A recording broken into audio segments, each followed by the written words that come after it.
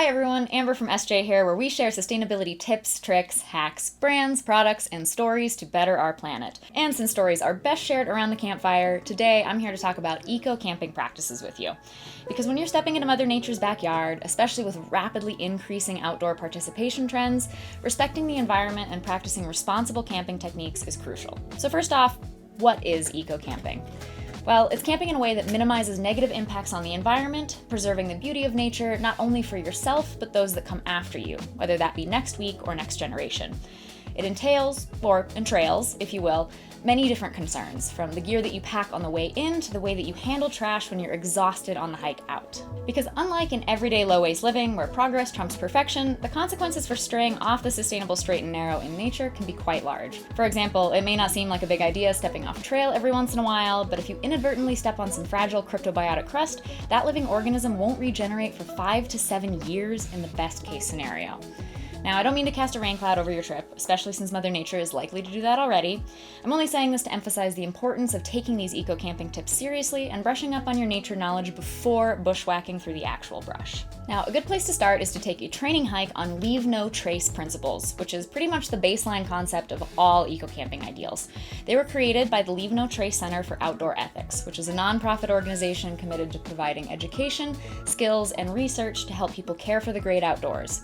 So instead of expensive restoration programs or access restrictions, L&T educates the public with 7 principles to help promote responsible outdoor recreation. Number 1, plan ahead and prepare. Proper planning and preparation are crucial for a safe, enjoyable, and sustainable camping trip. Inadequate planning often results in not only unhappy campers, but damage to natural and cultural resources.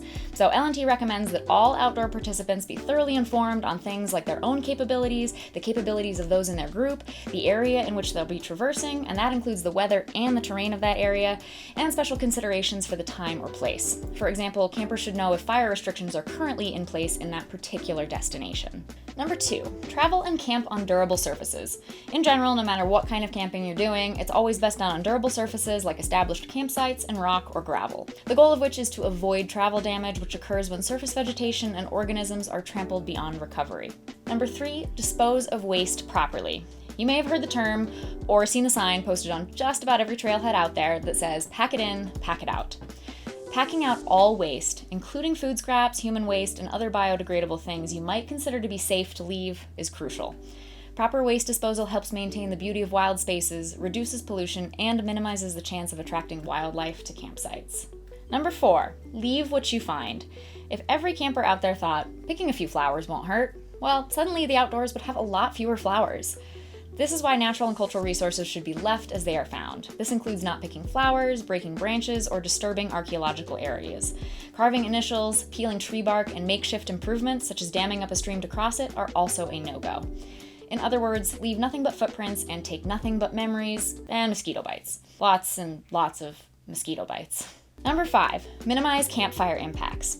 Campfires can significantly impact the outdoors by causing soil compaction, destruction of vegetation, and in the worst case, but all too common scenario, wildfires. Using established pits, keeping fires small, using dead wood, and extinguishing fires completely are necessary to support the environment. Number 6, respect wildlife.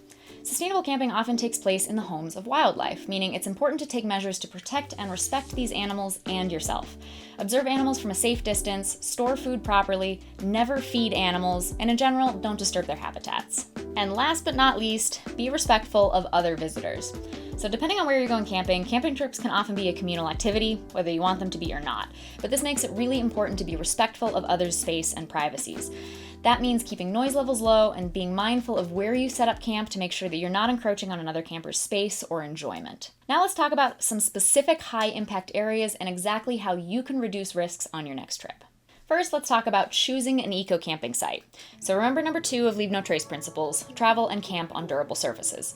So this will differ depending on whether you're tent camping, car camping, or setting up a trailer, as well as whether you're camping in a campground or in the backcountry or some other non-established form of public lands. Campgrounds will typically already have established areas to set up for you, whereas wild camping requires you to have a little bit more know-how on what durable surfaces means. Now, it might be tempting to set up a camp on a lush green vegetation, but doing so can lead to soil erosion, damage natural ecosystems, and contribute to the overall degradation of the environment. Instead, look for sites where vegetation is sparse or non-existent non-existent, like rocky areas and established sites. Now, sleeping on rocky surfaces may not recreate your Snow White fantasy, but it's a small price to pay for protecting the environment. Plus, with modern inflatable sleeping pads, you'll hardly feel the pebbles. Now, be aware that some ecosystems are less and more fragile than others, with desert ecosystems typically being the most fragile. If you're camping here, avoid disturbing living soil at all costs. Living soil is also known as biological or cryptobiotic crust, or colloquially, crypto. And no, not the Bitcoin kind. Its appearance is a blackish, irregularly raised material on the sand, and it's made up of tiny communities of organisms that are crucial to the protective layer to the environment, retaining moisture and preventing erosion. A single footstep can destroy that fragile environment for years. So use established trails and nature walks and walk on rocks to avoid it, and never set up camp on top of it. Now, obviously, animals can't be expected to be self-aware of what they're walking on, so if you're camping with your dog, keep them on a leash at all times. Also be sure that you know any regulations for setting up camp at your chosen destination. For instance, most established wilderness areas prohibit setting up camp within 200 feet of waterways and within 50 feet of established trails. Next, let's talk about responsible campfire practices. Now, this is perhaps the most critical step in making camping eco-friendly, and that's responsible fire management, because carelessness with a single campfire could cause environmental destruction on a mass scale. In 2022, over 61,000 wildfires were caused by unattended campfires, burning debris, discarded cigarettes, and other human causes. These fires damaged over 3 million acres of land, destroying natural habitats, releasing pollutants into the air, eroding soil, and impacting water sources. Wildfires are, to some degree, a natural phenomenon that's even essential to the natural life cycle of wildland areas. But careless human behavior is causing them on an unprecedented scale. With hotter, drier environments, wildfires are easier to start than ever and more destructive once they do. That's why it's crucial to employ these tips to ensure that things stay under control. So number 1, pay attention to regional fire bans and permit requirements. Permits are usually free and easy to obtain online or at any Forest Service or Bureau of Land Management office. Number 2, always build fires in existing fire pits and fire rings. Established pits mitigate the effect on the surrounding environment and help prevent the spread of wildflowers. What do you do if there isn't a fire pit, like if you're in the backcountry? Well, the best choice is to actually bring your own camping stove to cook food. So even though most of them burn fossil fuels, unless you have one like this BioLite camp stove here, which can actually burn twigs instead, there's still a more low-impact choice if you consider the forest fire alternative. 3, always keep your fire small and in control. So you should only burn exactly what you need and when you need it. Don't build a big bonfire. Number 4, this one should be obvious, never leave a fire unattended. Number 5, stay away from waterways. Many campsites in backcountry wilderness areas prohibit campers from starting fires within 200 feet of waterways, with really hefty fines attached if you're caught by a forest ranger. But even if it's not explicitly prohibited, it's best to follow this rule regardless. Fires can contribute to water pollution by releasing harmful chemicals and ash into the water. The smoke and smell of the fire can disrupt the natural behavior of animals and may cause them to avoid the area altogether. Number 6, take precautionary measures. When I go into the backcountry, I always pack a shovel, hatchet, and water bucket. Sea to Summit makes these awesome ultralight collapsible buckets that fit in your pocket, pretty much don't weigh anything, and they're really, really helpful in case a fire gets out of hand, and they have a ton of other uses in the backcountry as well.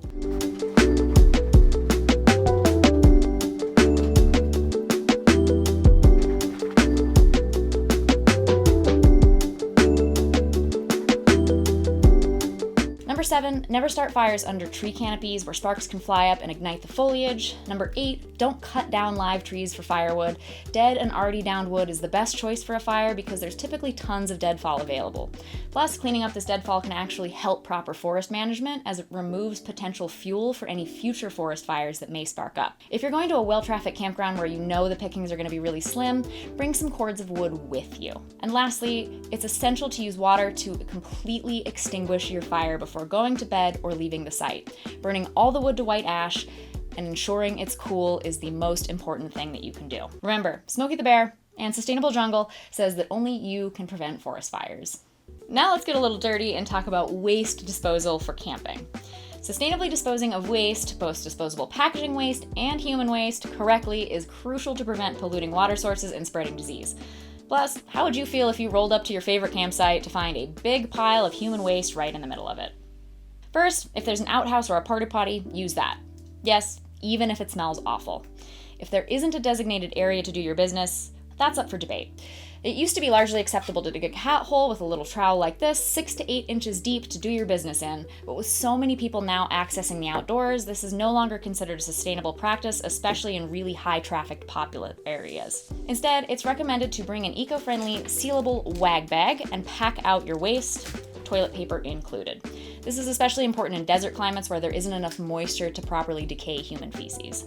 And if you're worried about it leaking in your pack, I really like this Sea to Summit trash bag that I have here. It has a double liner in here as well as a waterproof wet seal here and a completely sealable snap dry top. So this keeps anything I want to pack completely contained in itself. So now you've done your dirty business and it's time to wash your hands. You break out that little bottle of biodegradable camping soap you picked up at REI and head to the lakeshore. Stop right there. While yes, it is more low impact than regular chemical soap, biodegradable soap has its downsides due to misuse and misunderstandings. Just because soap is biodegradable doesn't mean it's benign.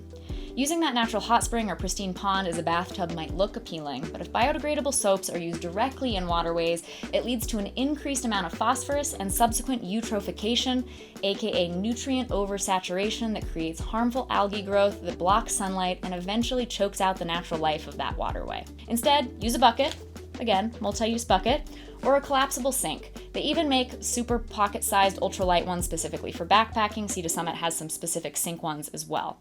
And you can use those to collect your water, wash it in, using as little soap as possible, and then when you're finished, dump your soapy water at least 200 feet away from lakes or streams, preferably into some nice vegetation where it'll break down really well. And above all else, remember that sustainable camping doesn't end after you hit the highway. If you want to share your trip on social media, avoid geotagging the location unless it's a large, already established site. Geotagging can attract too many people into fragile ecosystems that just can't handle that kind of load. So thanks for joining us on this journey to explore some eco-camping tips. If you found these tips helpful, don't forget to like, subscribe, and hit the notification bell for more eco-friendly adventures. And please, share your own sustainable camping tips in the comments below. And let's continue to inspire each other to protect and enjoy our amazing planet. Happy camping, and see you in the next video.